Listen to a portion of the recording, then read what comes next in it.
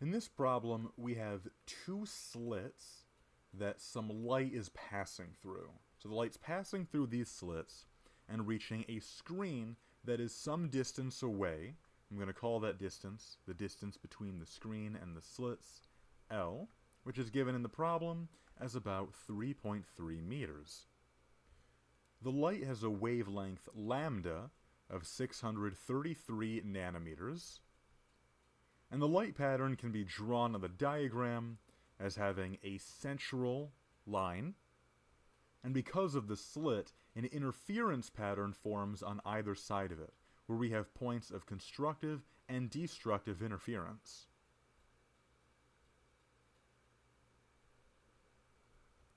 For any fringe that we're looking at, we can say that the vertical distance between the central point and whatever fringe we're looking at is x. That's how I'm going to define that vertical distance.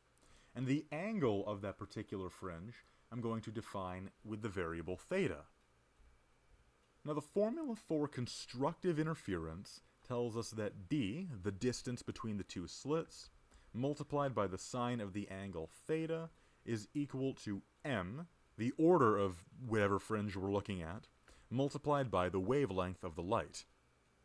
Now we don't have much information about the angle in this problem, but what we can do is apply the small angle approximation, which states that for small angles, or small values of theta, the sine of theta is approximately equal to the tangent of theta, which is then equal to the opposite side of the triangle divided by the adjacent side.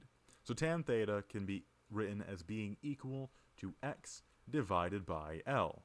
So our formula for constructive interference can be rewritten as d multiplied by x divided by L equals m lambda.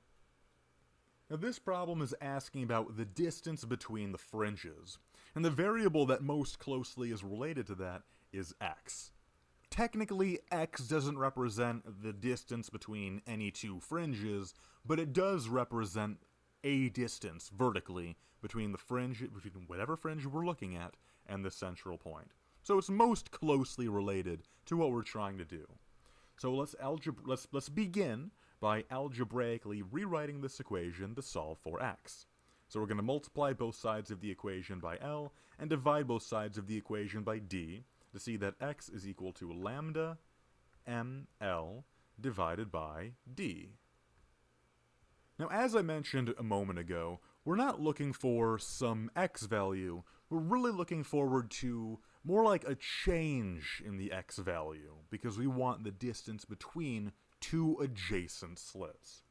So let's say that we're looking for delta x, the change in position between two adjacent fringes, which should correspond to a change in m value, because remember, the m value represents the order of a given fringe. So if we're looking for a change in vertical position, then that's going to be related to the change in order, the difference between the two fringes. So I'm going to replace our m with a delta m. So then the lambda L divided by d. And honestly, the easiest way to go about this is to just use 1 for delta m, because we're looking for the distance between adjacent fringes, which means that the change in order of the fringe is just 1. So let's put in a 1 for delta m, and from there, that's pretty simple. The wavelength of the light is given as 633 nanometers, so that's 633 times 10 to the power of negative 9 meters, multiplied by the distance between the sheet and the slits, which is 3.3 meters.